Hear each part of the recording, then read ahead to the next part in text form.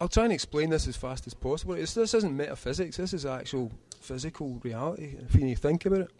Because most people don't consider the dimension of time in their lives, because the way we live is to only see sections of time.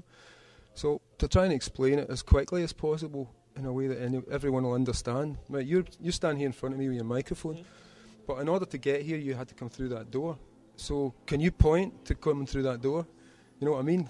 In order to get here today you had to be 10 years old. Can you point to being 10 years old? No, you can't, because in the way that we experience time, we can only see it in memory. We can't actually go there, even though we know there is a place called the past, where all this stuff happened and where all those old comics came from and where you as a kid live. You can't go there. You can't even point. You can't show me a direction where the past is. But think of yourself as the leading edge of you, right? This is you right now. You're moving forward through time. But behind you, there's all these different versions of you going back and back and back. And same for all the guys in here. Same for me. I go back through that door. Now imagine you could see that in time. It wouldn't just be a guy with a back and a front. It would be a long trailing thing. Yeah, right. And it contains all of you, and it's got all these arms and all these eyes, and it moves backwards through the door and backwards down the stairs, and it's getting younger all the time through that trail. But like I say, we can't see that. But if you could see it, it would look like a huge snake. And it would keep going back, and there's lots of those snakes, and they all weave together. Every one of those kids running about, everyone here all starts going backwards through time. And eventually you get to be 1 year old. Somewhere in time you are right now 1 year old, because if you were not 1 year old you couldn't be here today. Sure. And that 1 year old then disappears up into his mother's womb.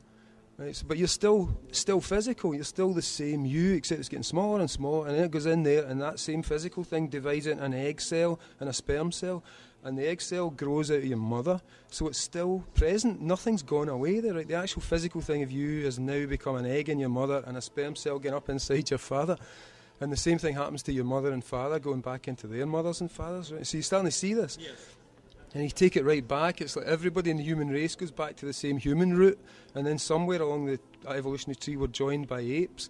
But it's all still one thing. The tree is the one thing. And the tree is rooted in 3.5 billion years ago in the ocean, which was when the first living cell appeared and started to divide. And as I said in there, the first mitochondrial cell, the DNA cell, is still dividing inside your body right now. It's immortal. It's never died. It never went anywhere. It just keeps dividing and making more copies of itself in all living forms. So what we actually are is this amazing divided single cell, which has grown itself across 3.5 billion years into a gigantic... Imagine, I see it in my head as like an anemone made out of people and bodies, and so we're the leading edge of the smart part of it, because we can think better than most of the other animals. We've got a kind of way of connecting. Speak for yourself. Yeah, well, I'm the anus. I'm the anus. Remember. Even anus can think. You know, I can see it happening. I can see the thoughts churning over there. But so yeah, I mean that's what it is. If you can understand that simple thing, if you can see the whole thing, the whole idea of life as a thing existing in time. And there's only this one huge thing that lives on the planet Earth, a huge living entity that feeds on the forests and feeds on itself. And that's us. That's what we really are. And if you can imagine yourself right now, on your body, right, the skin cells come off and die, like millions of them, all the time. Every 10 seconds you're losing like millions of skin cells or whatever it is. Can't remember the exact number. But it feeds itself again. Yeah, but imagine you were one of those skin cells. Every single skin cell has got a little architecture inside. It's got proteins. It's got all this stuff. It's got a function. It does things. If there's an infection, the cells will run in and fight the war for you. So imagine how it feels to be one of those cells, you know, in your body. Does it think the way we do? Is it part? So I'm thinking of we're like that on the big body. Because when one of your cells flakes away, it dries up and it dies. Can you imagine that moment for the little cell that thought it was really cool and it's got a job to do, and then suddenly, oh my God, I'm dying, and it drops away. Wow. But your body stays still there. There's part of you dead on the floor, but your body's still alive.